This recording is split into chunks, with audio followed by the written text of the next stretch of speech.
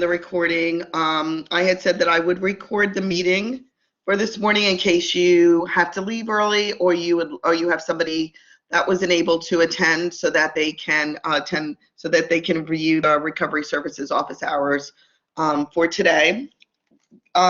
This is Debbie Lorenzo, the coordinator from the Office of Special Education Procedural Support, and I have other staff members with us from OSEPS and OSCI. And what we'll do is Christina's going to navigate through the documents with me. We're not going to spend a lot of time on every single one. Maybe the second one just a little bit longer, the supplemental one, versus the guidance document, because you had a recording that went along with the guidance document when the information was sent to you. I think it was about 2 or 3 weeks ago. It feels like ages ago. So what we're going to do is Christina has the DP&E site up first, and that will show you where the recovery documents are located. They're right underneath Return to School, and you'll see the guidance document is there, the supplemental, and then the office hours have been put there. I'm going to hold 2 other office hours next week, one for elementary, one for middle school and high school, and then I'll do another one when we return, which will be a joint one for everyone if you still have questions or just comments or need support in any way. And what we were going to also do is place the, Dawn Azenar was kind enough to put together a template of a data collection sheet that you'll find in the supplemental document. So once we're able to put that there, it'll also be located below it so if you wanted to use the template, you can as you're collecting data. So I'm going to get started with the, let's move to the guidance document, Christina, first. We'll go through that one quickly. So this document is the document that you received with the recording. So this is the one that Angelina and Christina provided us with a recording and went through the entire document with you. It's basically, if you had to explain this document, it's the purpose of the recovery services.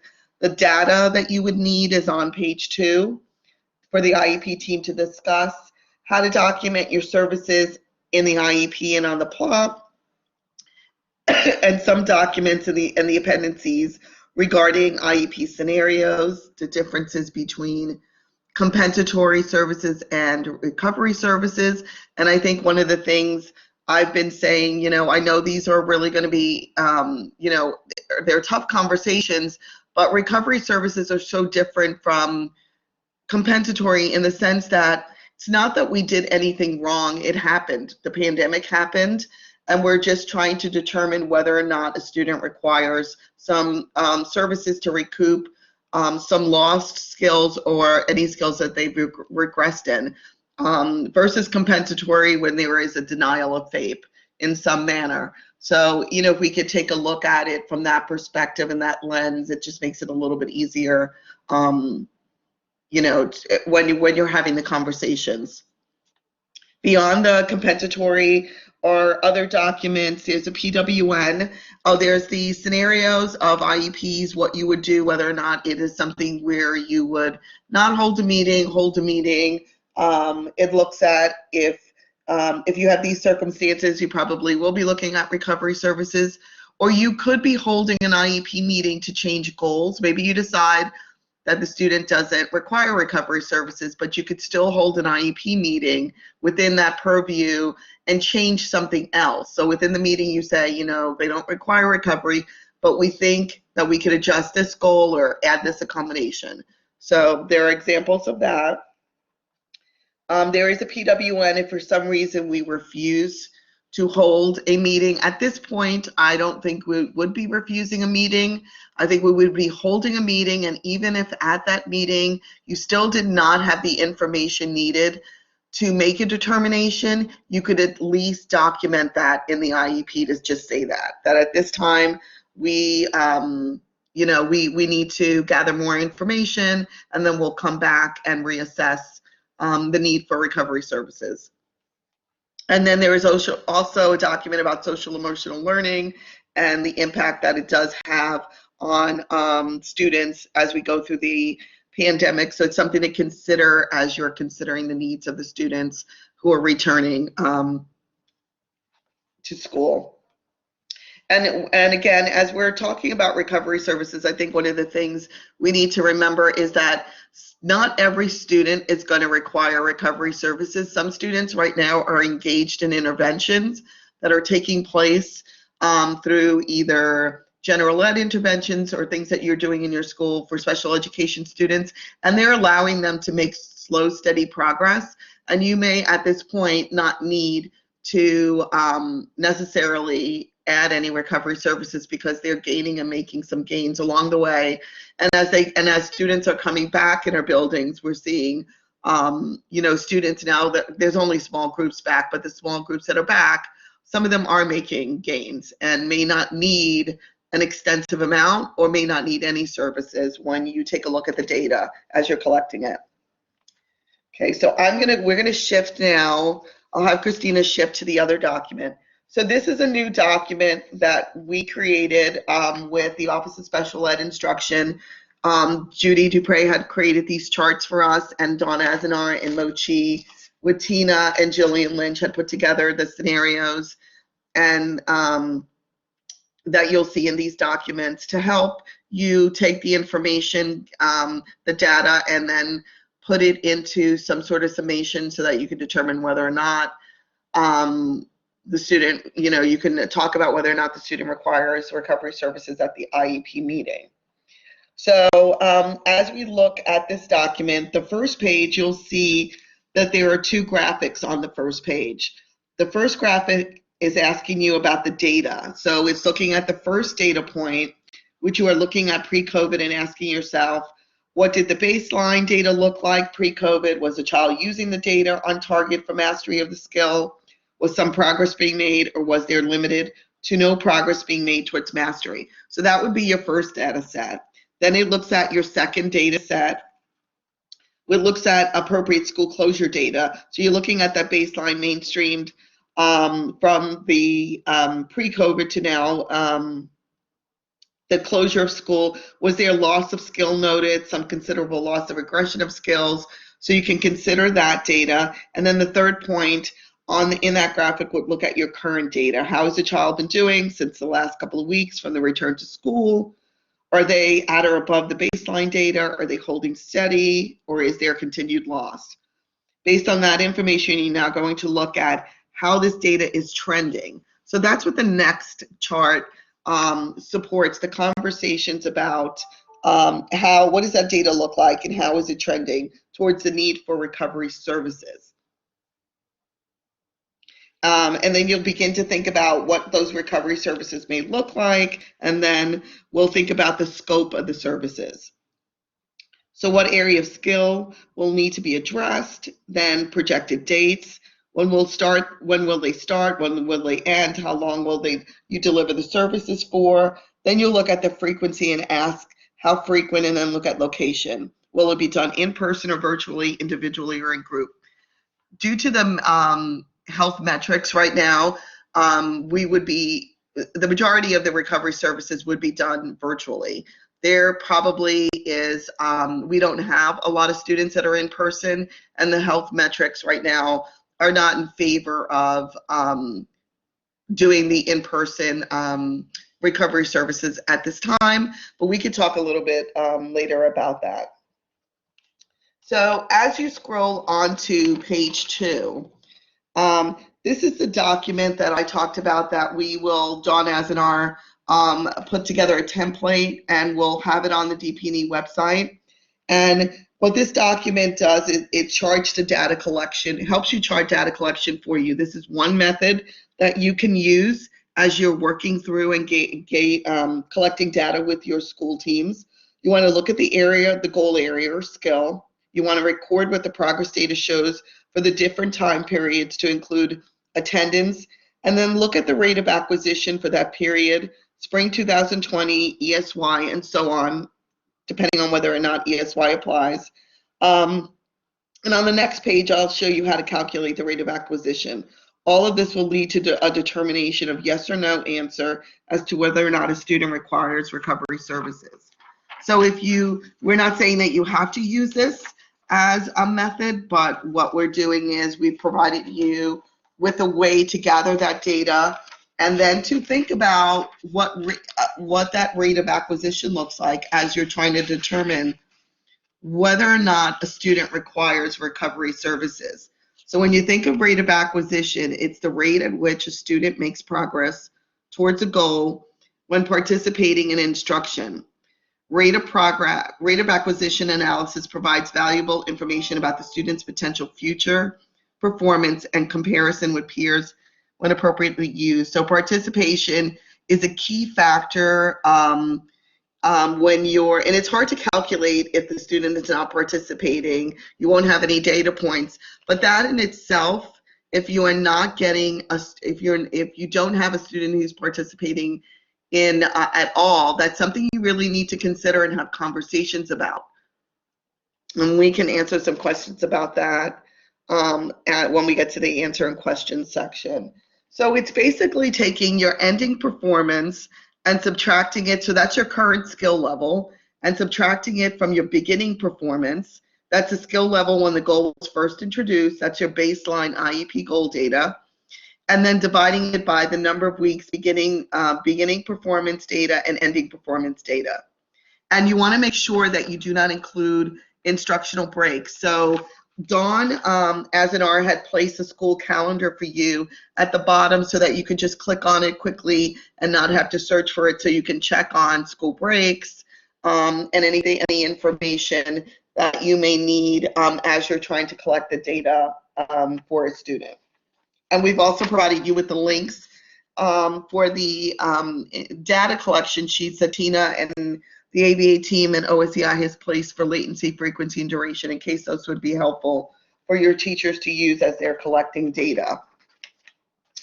So we can scroll to the next page. So in pages 4 to 13, we provided a series of examples, and the team, as they were putting these together, they took several goals. They took different students. Behavior, elementary, Cat A. If the services are consistent from virtual to in school, does this need to be completed? You need to analyze the data regardless of whether or not the goals are the same. And there is, if you've noticed in the data sheet, there are comments made about whether or not the goal has been slightly changed or adjusted based on the virtual instruction. So those are things that you would take into place when you're analyzing the data. What's different about the goal? What's different about the data that you collected? And then you make your decision. So it's really important to look at what changes were made to the goals as well. So there are examples of behavior, and you could see how I'm not going to go through each one of them, but you could see how they've taken the goal and they've analyzed per the third quarter to fourth.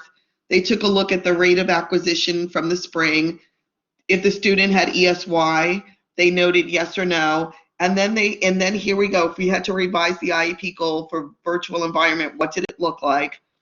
Taking a look at regression data from the first 3 weeks, the 7-9 weeks, and you can go beyond the 7 to 9 weeks. You don't have to just stick to the 7 to 9 weeks of data collection. You may still be collecting data because you still don't feel like you have sufficient data to determine whether or not recovery services are warranted. And you also have new students that have come back into the building, and you wanted to do an analysis of how they're doing in comparison to when they were in virtual instruction, and now that they're back in person, are they regaining the skills that they were having that were inconsistent when they were in virtual learning.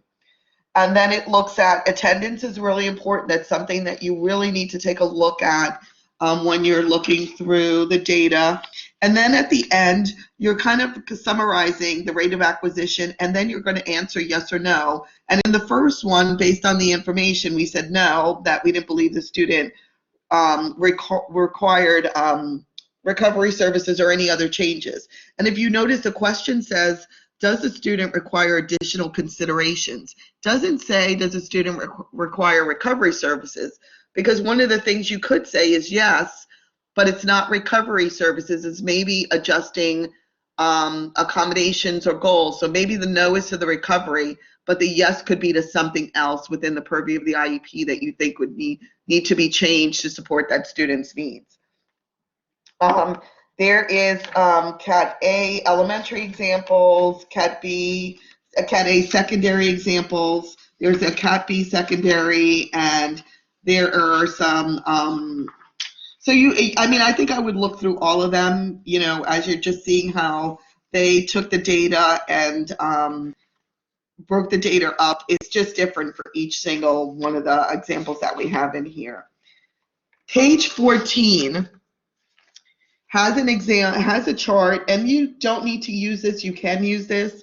But if you do have a student where there was a lot of concerns about attendance, about participation, you may want to do some more digging, some more diving into what that looked like. I think it's really important to make sure that you are asking parents for information and you're gathering information, especially for those students that are virtual, and how that student was doing during participation, and especially if you have concerns regarding either attendance or participation, making sure you're looping in that parent and just getting some anecdotal information about what they believe had occurred during the virtual sessions with their children. Then the next several pages is, we actually took some of the examples from the data samples for behavior, the samples that we've given you, and we have put the goals. We put the goals on one side and then a recovery plan based on that rate of acquisition that was determined from the previous pages. So some of these we were able to align with some of the samples, and some of them are just ones that we created based on information around other student information. And you could see that they're different. Some of them, so the date that you have your IEP meeting isn't necessarily the date that you would start your recovery services, because the likelihood that you're going to start your recovery right after you've held an IEP meeting probably will not happen. So the date does not have to be the date of the meeting. It can be the following week. It could be several weeks out. It depends on the circumstances for the student. We've had some conversations where the student is virtual right now, and after having a conversation with the parent, you may determine as an IEP team that conducting the recovery services in the virtual platform may not be in the best interest of that student.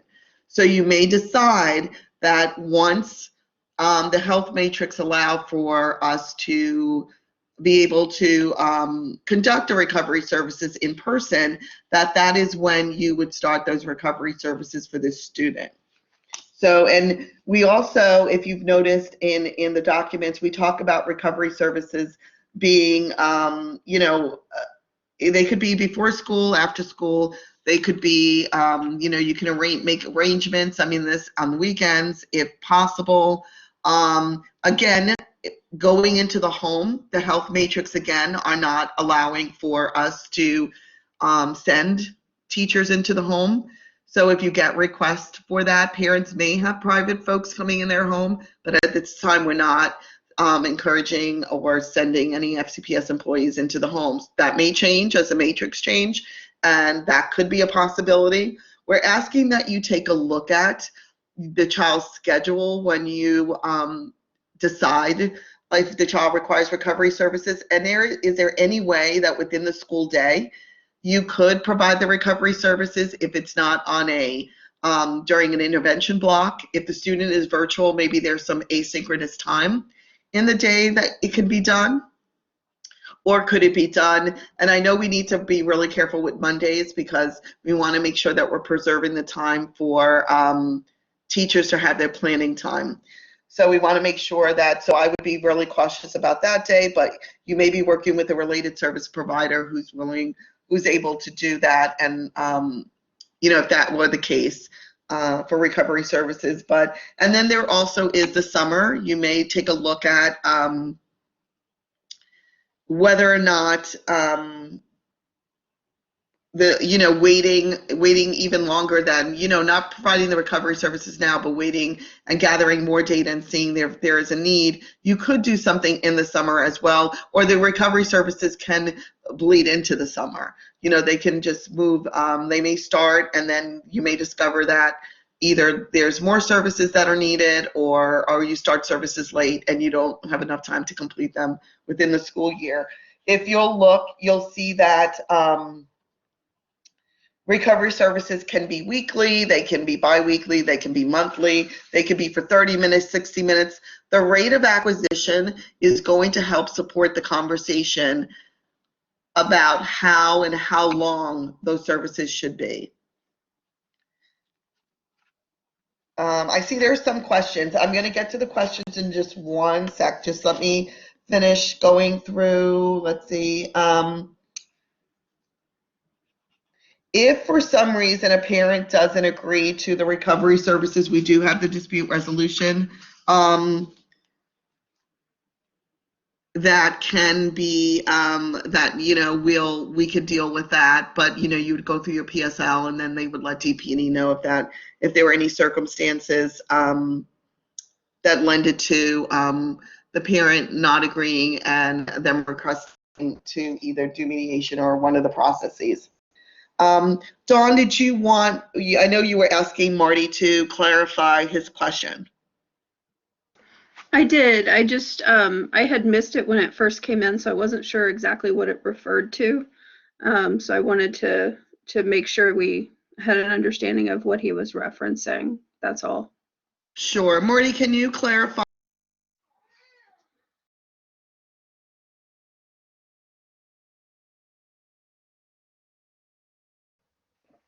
Yeah, I'm a little, can you hear me? Yes, we can. I'm sorry for the delay. I'm a little bit confused, Dawn, about the overall purpose of this for the students I'm serving, because they're not coming back early. They'll be coming back with the rest of the school, and as we set up the IEPs in our particular case, whatever service we provide virtually will be the consistent services, the goals, and everything else. So I indicate in the IEP that this will be consistent for both virtual and in school instruction. Considering that, is this something that I would A, have to do, and B, if I do have to do it at the time of a new IEP, or do I do it for every student as an addendum?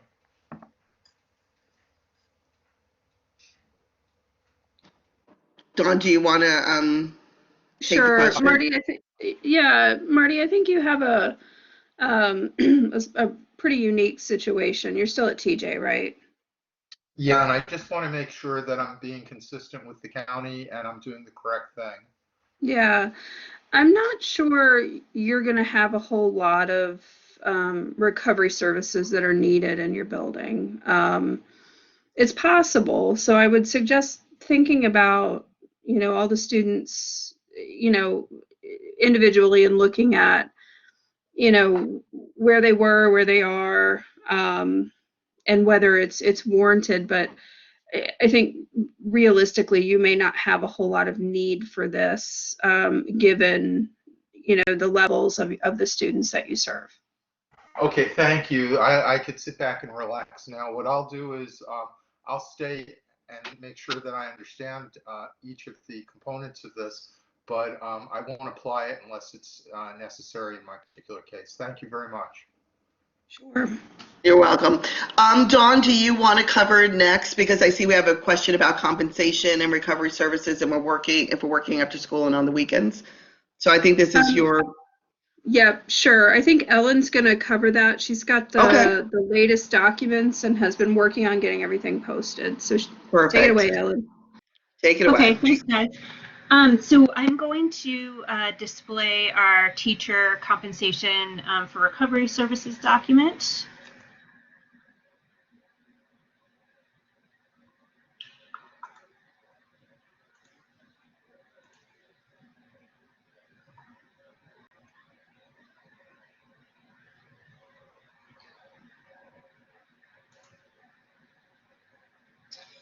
So this is the first page of our teacher compensation for recovery services. This will be on the same link as the rest of the recovery documents by, oh, too small to see. If they use their little mic, their little focus, the plus, they should be able to enlarge it on their screen. They can zoom in. Okay. I was trying to be proactive by uploading it to the document section instead of showing my screen. I thought it might be better that way. Yeah, it's a little magnifying glass.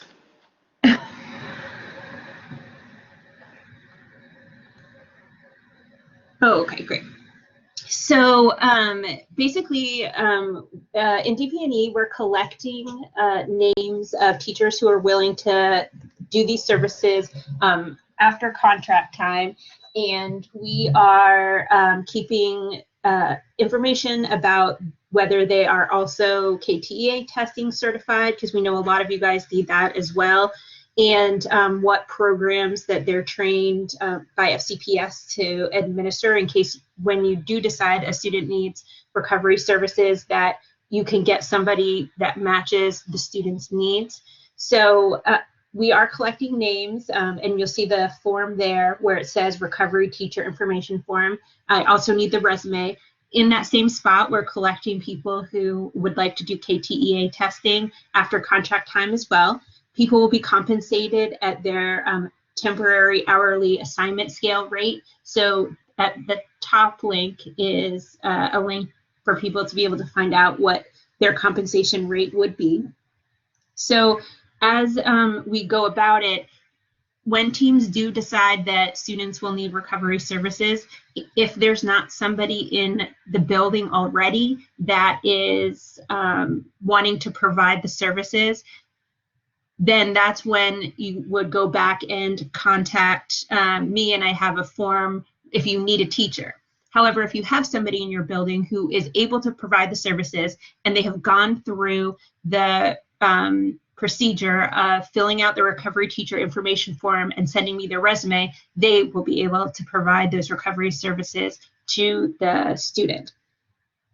So the my time, because paying people through a federal grant for these recovery services, the compensation method looks a little bit different. So of course, people have to do their my time, and we have very explicit directions when it comes to my time on under that same recovery documentation form. And then there's also another grant form that needs to be filled out every month. And this is kind of a long process, but once you do it once, it won't be a problem for people to do again. But it's a form where people have to write their what the hours they worked for their regular job, the hours that they worked for the grant, and then put in any leave that they took for the month. And these directions will also be under the recovery tab, the return to school tab, for on the same webpage as all the other recovery information. And this form actually needs to be printed out and have an actual signature on it, and it needs to have an actual signature of the teacher's administrator who to sign off on as well. So the procedures, a little bit cumbersome, but I think once people get into a routine, it won't be too bad. Any questions?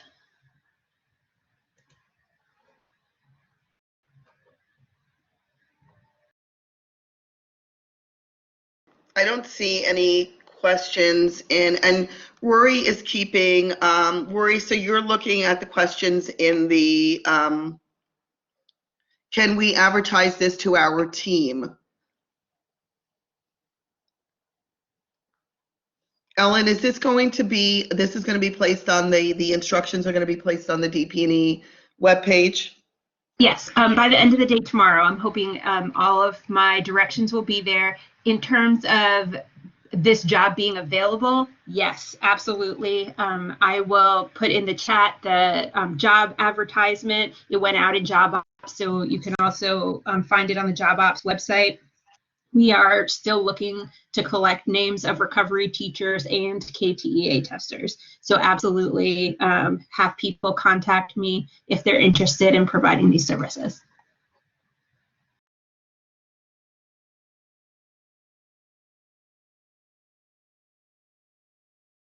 If there's no other questions, then that's it for me. Okay, so I believe we've left off, Emily, I think your question was the last question we didn't answer. And it's about if every attempt was made providing laptops, MiFi materials, and parents did not log on despite all attempts to help them, are we responsible for providing recovery services, even if data supports no loss of skills? So I know, and Dawn's on here with me, and so is Christina and Angelina. We talked about this scenario because we do know that we have students whose parents did not afford them the opportunity to engage in what FCPS was providing. As far as recovery services, I would say no. That, but Dawn, do you have any other? I mean, you know, I think you said, Emily, in your response, responsible for writing for recovery, sir, even if data supports no loss of skills. Even if, I guess if you had to, if the parent requested an IEP meeting, you would go to the IEP meeting and have a conversation and you would say there were no loss of skills. Whether or not we're required to provide recovery services, if the parent chose not to participate at all, you may go back in and maybe tweak the goals or tweak something because the students, their skill level has changed and those goals that you had are no longer applicable. But I don't know that I would say in these cases that they require recovery services. Dawn, do you have a different, or are we looking at it differently now? Because I know things are changing. One, you know, we've had a lot of changes with Excuse me, I agree messaging. with you, Debbie. In the situation that Emily outlined in her chat, I think that would make total sense. If you don't have any data to support it, then Right. you're not in a position to put those in place. I think the hard part is, this is Emily, is going to be really distinguishing the difference between compensatory and recovery, because we still have parents who really feel they are owed back time. But in our data, you know, it's probably not going to support that. So it just may be a tricky conversation. So thank you for that. Sure, I recognize that compensatory services, that line between recovery and compensatory services can sometimes be difficult to distinguish. And I just keep in mind that if you're talking about compensatory, it's that there was a loss of FAPE. And you may start the conversation with a parent talking about compensatory and end up talking about recovery because we don't think compensatory is warranted, if that makes sense. Yeah, that's really helpful. Thank you. Yeah, and I think, you know, we have to remember that there wasn't this denial of FAPE. FAPE just looked different. School was different at the time of the closure. It was just different, and it's been different. So I think, but it's hard, you know, there are folks who have just a different opinion of this. So we're working through the cases, and if anything comes up, Emily, just let us know, and we'll kind of talk through if we have to about any of the cases. Carrie had a question about for CAPE students who are currently 100% asynchronous, can we propose recovery services this summer? Instead of looking at this year, since we don't have one, if we can work with the student in person this school year and parent does not want the student in school. So I think we need to be really careful, Carrie, that if we believe at some point that the student really needs to start the recovery services, whether or not they're virtual or in person, we need to propose them. And then the parent could say, you know, not at this time, I do not agree to having the student access the recovery services, because we don't want it to get to have the skill deficits get worse because we haven't provided anything. Could you wait to the summer if it's doable? Yeah, absolutely. But we want to think about what would be the best time to start those services and then take a look at the needs of the student too. And I know for some, virtual is just not working. It's not the best platform.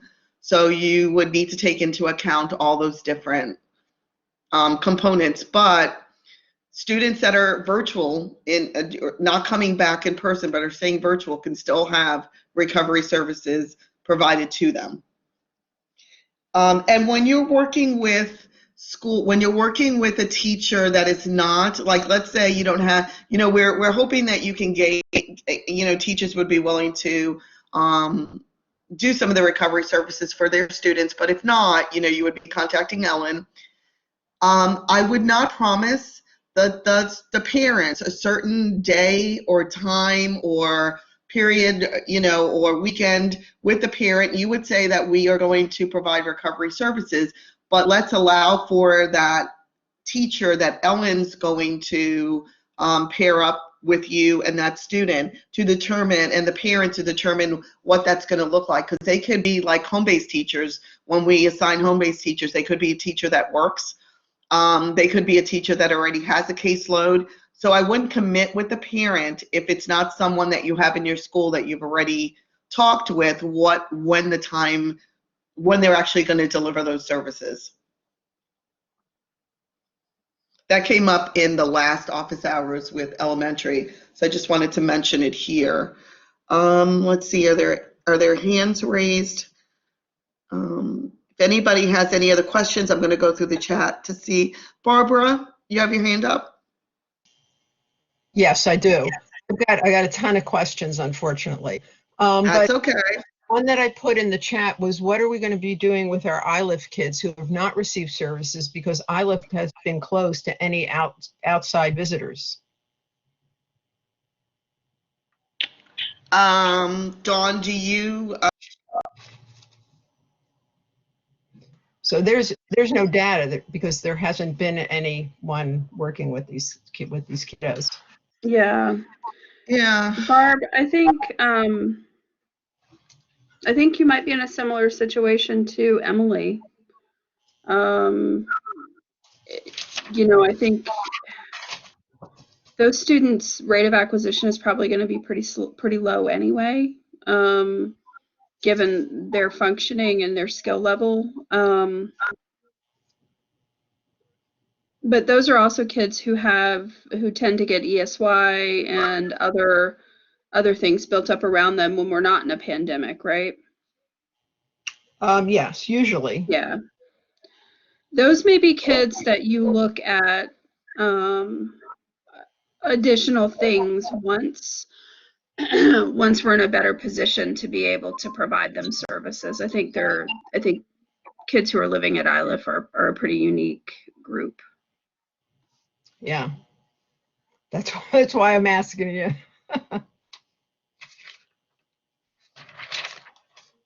Barb, did you have another question? Oh. Yeah. Oh, yeah. I actually do. I've got a list of questions here. In terms of goals, we are looking at every goal and we're evaluating every goal to determine whether these goals need to be worked on for recovery services. So I would take a look at the students' overall performance. I mean, I think the teachers as the teachers have been gathering data, they probably have been seeing where the students are not making any progress. So just like you would be doing with your progress reports, as you have been filling them out, you're seeing what's different and what areas of concerns that you have. You want to target those. And then if the parent may have also questions that they bring up at the recovery meeting, or may have brought up to you before the meeting. So I think you would, it depends on the student. But the same way that you would be gathering data to provide progress monitoring, that should give you a clue as to whether or not that's something that you would need to look at as for recovery. So what you're saying is, as a staff, let's look at these students, because of course they've had different teachers. Let's look at the student and then go as a staff and then go talk to the parents individually in the IEP meetings. Right. So So what we're asking that, and in some cases, I know this has come up. Some parents have, because the guidance document, the first document, the FCPS guidance document for IEP teams for recovery services is on the public web.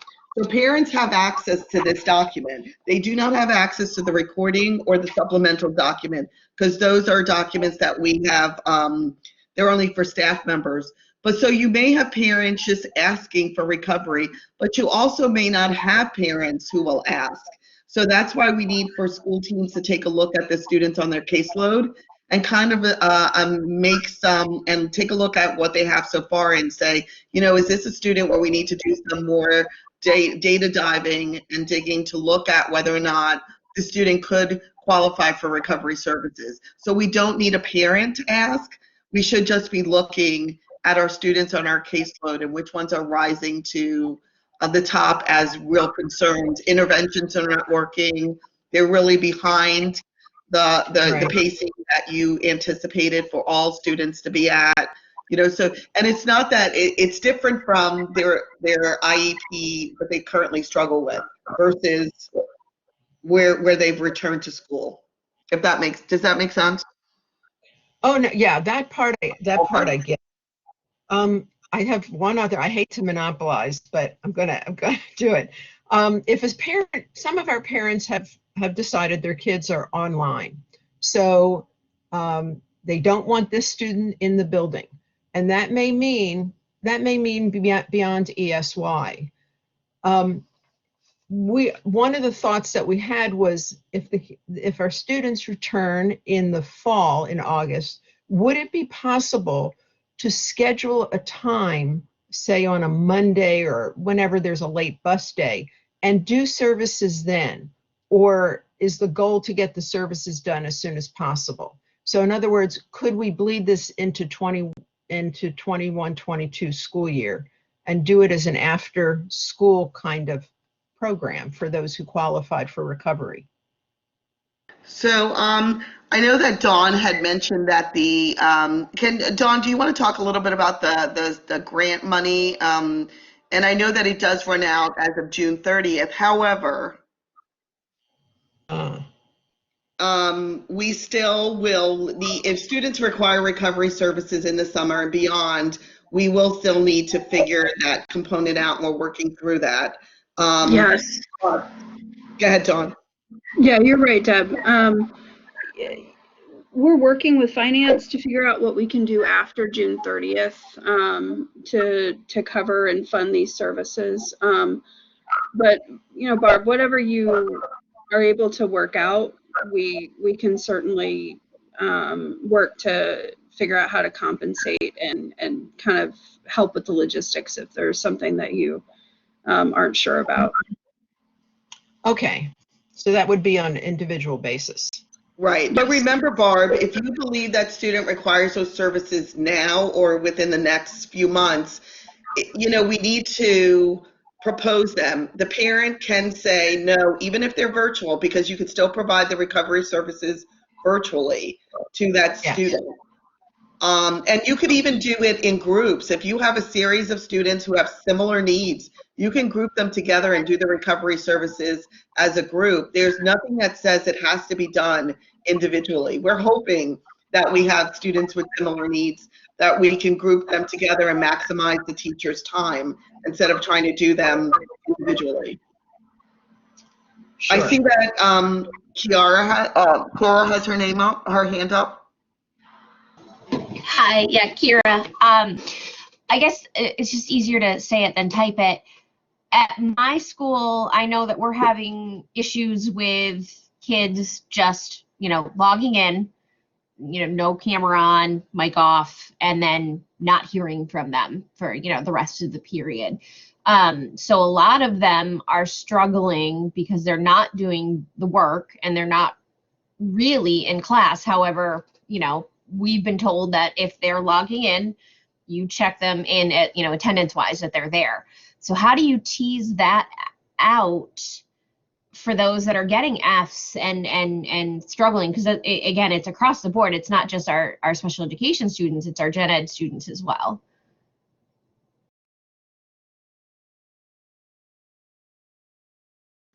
I know, I wish I had an easy answer for that. So I think have you talked with parents to get parents' perspective on what they're doing while the camera's not on? Are they working? Are they just sitting there, or are they not even at the computer? Do we know? Do you have any information as to what's taking place? So I'm also a part of our MTSS for Tier 2, and I can tell you right now, we just had a meeting, and at this point, our parents aren't taking our calls or blocking our calls or telling us not to call anymore. Stop emailing us. I mean, we're coming at it from every angle we can to try to answer that question. But I think the parents are frustrated at this point as well. So it's just really hard to gauge. Yeah. I'm going to reach out. Angelina or Dawn, do you have any suggestions on what we could do?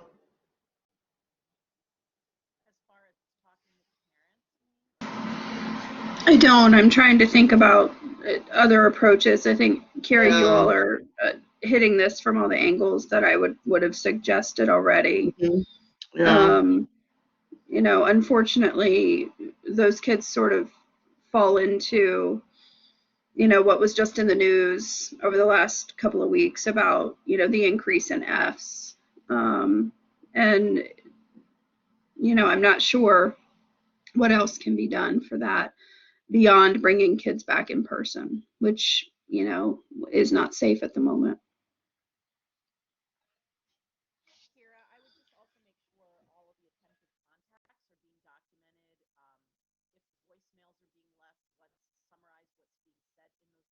Sorry, I'm talking with my mic off. Natalie had a question, and then Heather has her hand up. Natalie's question is, are recovery services only to address gaps due to the shutdown in the spring 2020, or also to address gaps due to virtual learning during the fall of 2020 through spring of 2021? I think we just need to collect the data, Natalie, and take a look at it holistically. Students have struggled that's why we're asking you to gather multiple data points and not just the data from the closure to the return to school. So take a look at it and then make a decision from there. Heather, you had your hand up? Yeah, so I think my question is similar. I have two questions. My first one I think is similar to Kira's. We have some students, kind of like she talked about, who are like ghosting, so they log on but then they don't actually participate. But we've offered intervention, like flexible intervention time twice a week. If they're ESOL, we offered for them to come in on Mondays, but they're not utilizing any of those options. So we've tried to, and we've called, done a number, emailed, et cetera. So at that point, like if we offer recovery services, like I just don't understand, are they even going to show up? Like, do we go ahead and offer that, or like what would be the next steps? So yeah, we definitely need to offer the services if we believe it's just like anything.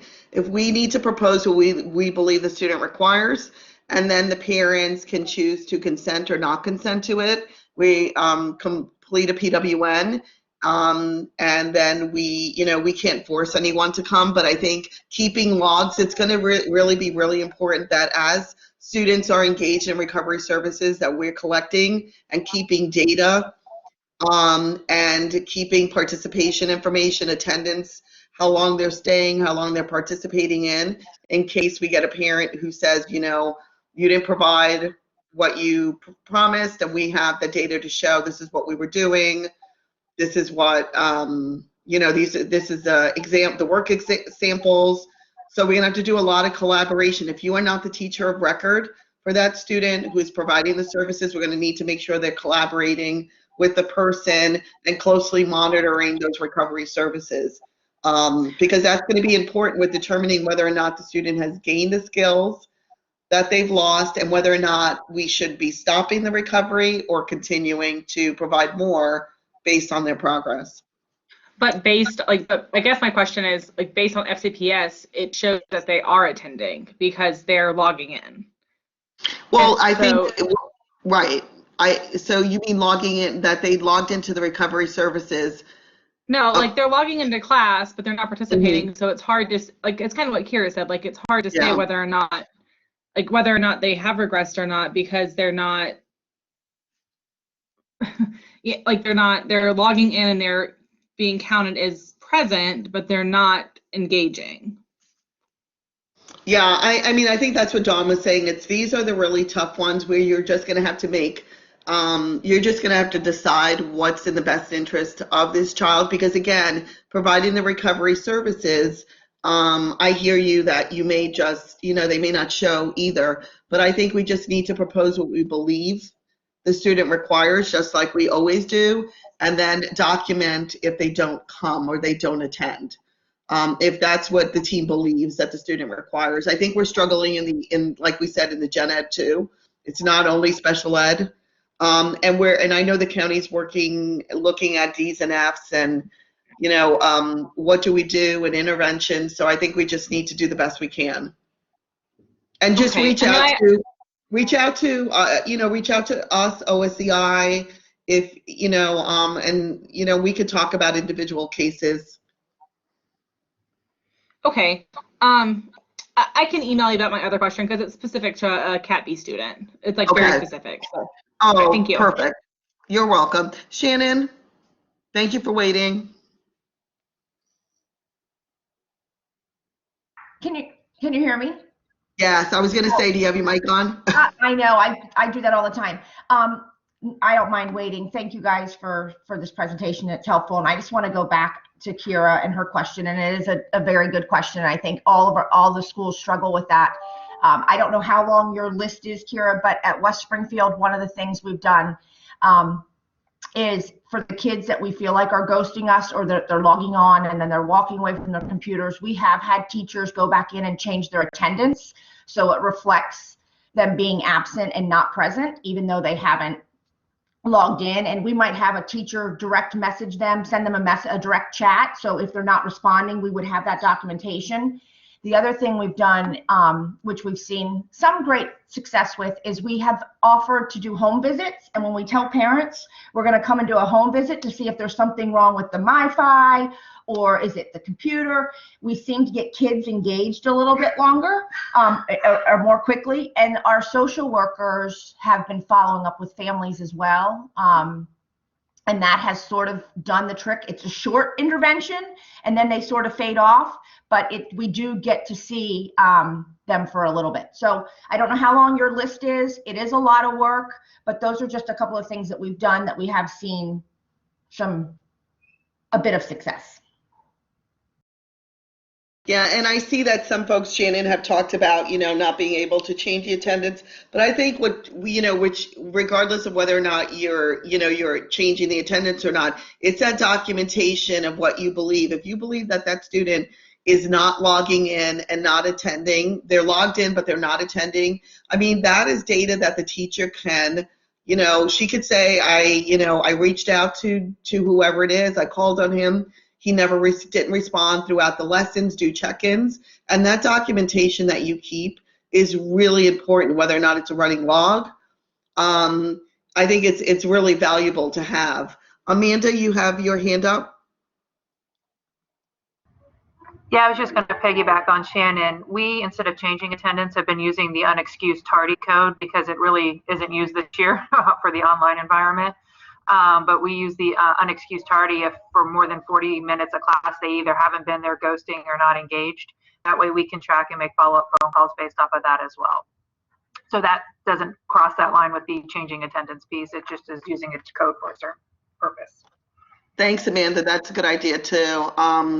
And I see some Carrie had put in about IAs have been taking engagement data. And I also, I guess, have a question too, and this just in the end, I think a lot of us are documenting these students that are not receiving, that are getting the Fs and why they're getting the Fs as far as not attending office hours, you know, everything that we've put in place. At what point do we say that's really not a recovery service? That's a choice as well. You know what I'm saying? Because we've done everything to provide the service. Them accessing the service has been the issue. Yeah, I do hear you, Amanda, about this. Dawn, do you have any advice on like what should we keep? Should we propose the services even though, or should we at least come to an IEP meeting and document the concerns that we're having about attendance? And I was just thinking, I think an IEP meeting to document those concerns and the data that you have would be the direction that I would go. I think it's hard, like, you know, I think the theme we've had this morning is that if you don't have any data, it's really hard to make a decision in terms of recovery services. But I think you all, the questions that you're having as secondary folks really seem to center on that lack of engagement. And I think that's kind of a different issue. And I think if you have IAs taking data, or you have, you know, you're using the UNT code and, you know, you've got the data, I think for sure an IEP meeting would be appropriate to say, look, here's what we're seeing. And, oh, by the way, here's what his grades are, because the grades, I think the grades are going to be the thing that are going to tip parents' hand towards being really upset and ending up, you know, y'all will be working with me on dealing with some dispute resolution, I think, because I think that's what folks are going to get upset about. So I think if we get out in front of it and we document it and we have those conversations, I think we'd be in a better position and we might be better able to affect some change in the kids' behavior, if that makes sense. thank you, Dawn. That's what I was thinking too, you know, the documentation and the importance of not waiting and having that documented in the IEP is what's valuable. We have about 3 minutes left in the session. If you have any additional questions that we haven't covered today, please email them to us. I see where, let me see, there was just a question that popped up. Additional related recovery services, will there be additional or run concurrently? Yeah, we will be. I mean, Judy Dupre has been involved in, she's a coordinator for related services, and she's been involved in the recovery documents and putting this stuff together. So she does realize that related services may be a recovery service that is being required. So it's not just teachers, it's related services. It just depends on the student. So we're looking at all components. And we will be, like I said, I will send out this recording in case you have a group, someone who wasn't able to attend, and I'll send out the link for next week's office hours. You can just drop in if you have a question. We'll just have an open question dialogue session like we've been doing with Return to School. So you have that opportunity if something comes up to come then, or just always reach out to us or your PSL, and I'll call you, or one of us will call you back, and we can talk through any of your questions or any of the cases. So I thank you all so much for coming today. We really appreciate everything and all the things that you do every day to support our families and our students. So thank you again, and have a great rest of your day and the rest of your week, and stay safe. Take care. Yes, Erin, do you have a question that you wanted to ask me?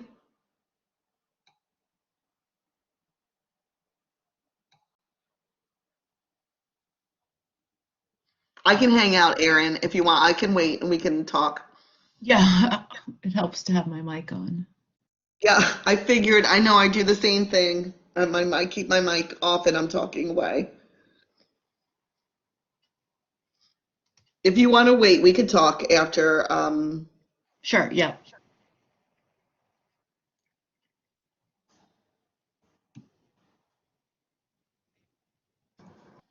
Yeah, thank you, everyone. Debbie, can you hear me? Yes, Rory, I can hear you. Okay. I just want to let you know I did take I wrote the questions and. Thank you. I know I was trying. Thank you so much. Debbie, I'm going to stop the recording. Is that okay? Yes.